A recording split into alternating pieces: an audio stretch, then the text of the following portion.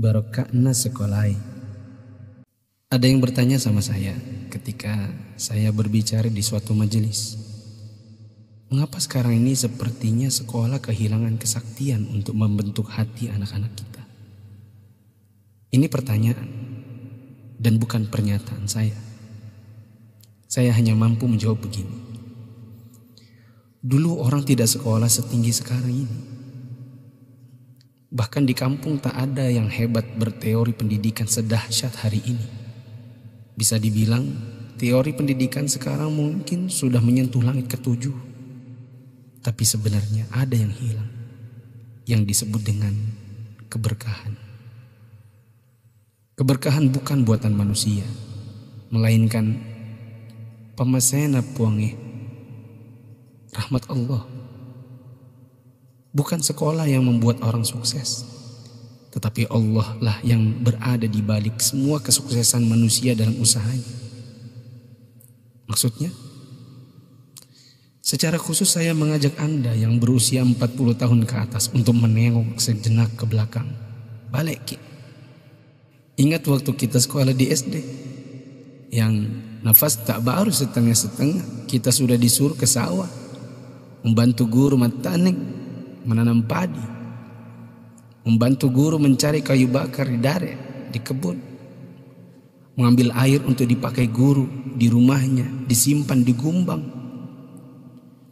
Teori praksis pendidikan saat ini akan berkata bahwa ini tak ada hubungannya dengan kurikulum dan media pendidikan dan lain-lain. Kita disuruh mengerjakan pekerjaan oleh guru yang seakan tiada hubungannya dengan akademik. Bukan itu saja, bahkan mungkin kita pernah menjaga jualan guru. Tak hanya itu, kita kalau dipukul oleh guru hingga setengah hidup, atau masengok, mimisan, akibat pukulan mistar kayu guru dan jangka pelingkar yang ujungnya runcing. Disinilah intinya. Atas itu semua, pernahkah orang tua kita protes? Pernahkah orang tua kita mengeluh dengan tugas-tugas tadi? Pernahkah orang tua kita melarang kita ikut ekskul dalam tanda kutip yang saya sebutkan tadi, mencari kayu, mengambil air? Sama sekali no. Orang tua kita tidak pernah mempersoalkan.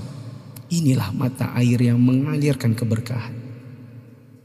Atas kesabaran orang tua terhadap dunia persekolahan, Allah pun turun dengan tangannya.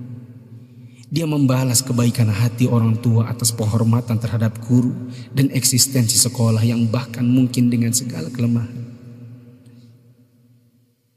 Tak perlu pakai teori pendidikan, sebab orang tua kita tak paham itu semua. Tapi teori dan kehendak Allah yang berlaku. Inilah yang disebut dengan barakah, keberkahan. Boleh jadi kita sudah jauh berjalan, tapi mari kita tengok sejenak betapa hebatnya pendidikan orang dulu. Kebodohan guru zaman dulu dengan ekskulnya, serta kesabaran orang tua dengan ketidakpahamannya, rupanya mengusik Allah Ta'ala dengan menurunkan barakah pamasya atas berkat rahmat Allah. Bukan hanya bagi guru, tidak juga hanya untuk orang tua. Bahkan keberkahan itu pun dinikmati oleh anak didik. Tengoklah sekarang, orang tua memenjarakan guru, anak memfitnah gurunya, dicubit bilangnya ditempeleng, diajari katanya dicaci maki, dinasihati lapornya dihina, ditegur ujarnya dipermalukan. Bagaimana mungkin berkah Allah bisa datang? Anda yang berumur 40-an, pernah kita melakukan ini? Bahkan kita membohongi orang tua karena melindungi guru. Kalau perlu orang tua tak perlu tahu apapun keadaannya.